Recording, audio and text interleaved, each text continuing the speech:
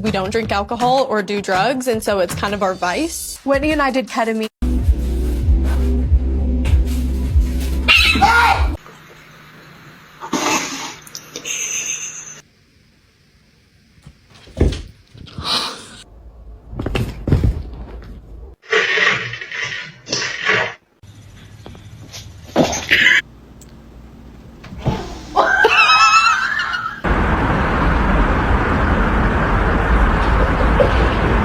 A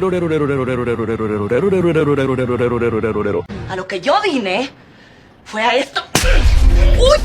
But to see him laugh about it, that wasn't cool. And I just thought it was important.